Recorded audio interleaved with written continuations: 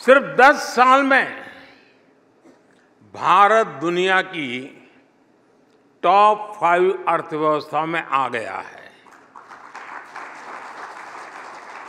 आज देश में जरूरी नीतियां भी तेजी से बनती हैं और निर्णय भी उतनी ही तेजी से लिए जाते हैं। माइंडसेट में बदलाव ने कमाल करके दिखा दिया है।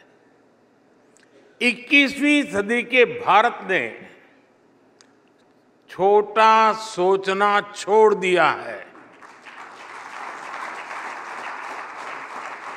आज हम जो करते हैं वो बेस्ट और बिगेस्ट करते हैं।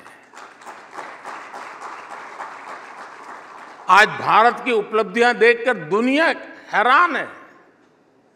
दुनिया भारत के साथ चलने में अपना फायदा देख रही है और भारत ने ये भी कर लिया। ये रिएक्शन, अच्छा भारत ने कर लिया, भारत में ये हो गया, ये रिएक्शन आज की दुनिया का न्यू नॉर्मल है। बढ़ती विश्वसनीयता आज भारत की सबसे बड़ी पहचान है। अब 10 साल पहले के और आज के एफडीआई के आंकड़े देखिए। पिछली सरकार में 10 साल में $300 बिलियन की एफडीआई भारत में आई। हमारी सरकार के 10 साल में $640 बिलियन की एफडीआई भारत में आई।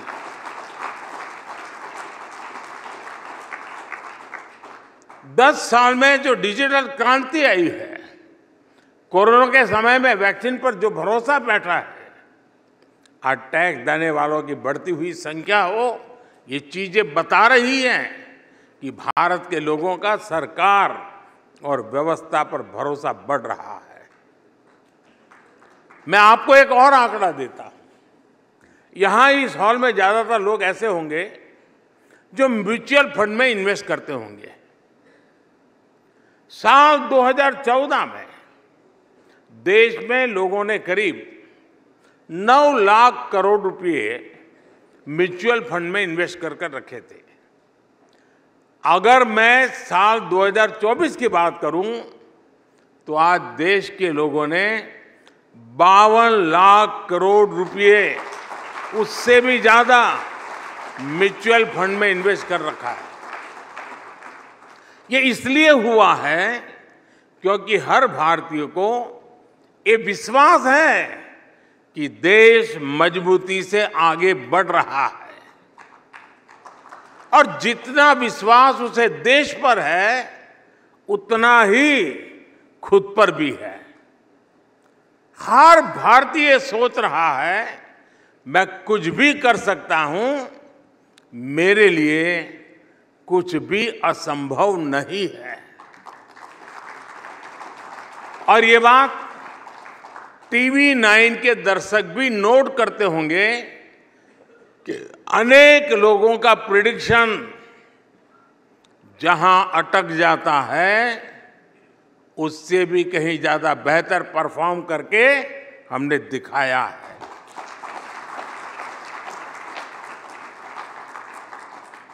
साथियों, आज इस माइंडसेट और ट्रस्ट में परिवर्तन का सबसे बड़ा कारण हमारी सरकार का वर्क कल्चर है, गवर्नेंस है। वही अफसर हैं, वही ऑफिस हैं, वही व्यवस्था है, वही फाइलें हैं, लेकिन नतीजे कुछ और आ रहे हैं। सरकार के दफ्तर आज समस्या नहीं, देशवासियों के सहयोगी बन रहे हैं। ये व्यवस्था आने वाले समय के लिए गवर्नेंस के नए आदर्श स्थापित कर रही है। साथियों, भारत के विकास को गति देने के लिए, बिग लीप लेने के लिए ये बहुत जरूरी था कि जिस गियर पर पहले भारत चल रहा था उस गियर को बदला जाए। पहले ही सरकारों में भारत किस तरह रिवर्स गियर में था, मैं आपको कुछ उदाहरण देता हूं। यूपी में 80 के दशक में सरयू नहर परियोजना का शिलान्यास हुआ था। ये परियोजना 4 दशक तक अटकी रही। 2014 में सरकार बनने के बाद हमने इस परियोजना को तेजी से पूरा किया। सरदार सरोवर योजना, उस परियोजना का शिलान्यास तो पंडित नेहरू ने 60 के दशक में किया था। 60 साल तक सरदार सरोवर डैम का काम ऐसे ही लटका रहा। सरकार बनने के बाद 2017 में हमने इस डैम का काम पूरा करके इसका लोकार्पण किया। महाराष्ट्र की कृष्णा कोयना परियोजना भी 80 के दशक में प्रारंभ हुई थी। साल 2014 तक ये भी ऐसे ही लटकी हुई थी। इस डैम का काम भी हमारी ही सरकार ने पूरा करवाया। साथियों, बीते कुछ दिनों में आपने अटल टनल के आसपास बर्फबारी की बहुत शानदार तस्वीरें देखी है। अटल टनल का शिलान्यास हुआ था 2002 में। 2014 तक ये टनल भी अधूरी लटकी हुई रही। इसका काम भी पूरा कराया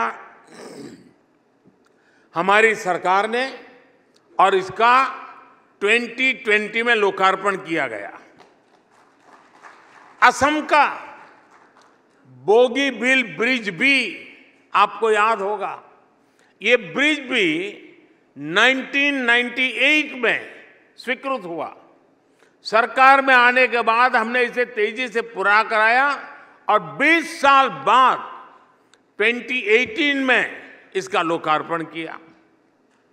ईस्टर्न डेडिकेटेड फ्रेट कॉरिडोर साल 2008 में स्वीकृत किया गया। ये प्रोजेक्ट भी लटकाता रहा और 15 साल बाद 2023 में हमने इसे पूरा कराया। मैं आपको ऐसे कम से कम 500 प्रोजेक्ट गिना सकता हूं। ऐसे सैकड़ों प्रोजेक्ट्स को 2014 में हमारी सरकार आने के बाद तेजी से पूरा कराया गया। प्रधानमंत्री कार्यालय में टेक्नोलॉजी की मदद से हमने एक आधुनिक व्यवस्था विकसित की है। प्रगति के नाम से है। हर महीने मैं खुद एक एक प्रोजेक्ट की फाइल लेकर बैठता हूं, सारा डेटा लेकर बैठता हूं, दशकों से अटके हुए प्रोजेक्ट की समीक्षा करता हूं और मेरे सामने ऑनलाइन सभी राज्यों के मुख्य सचिव और भारत सरकार के सभी सचिव पूरा समय मेरे सामने होते हैं। एक एक चीज का वहां एनालिसिस होता है।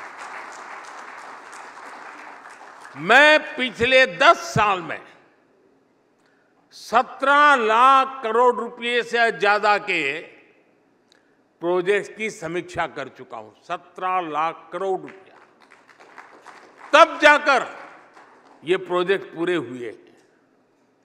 आप मुझे बताइए, जिस देश में पहले की सरकारें उस स्पीड से काम करती रही हो तो देश बिग लीप कैसे ले पाता।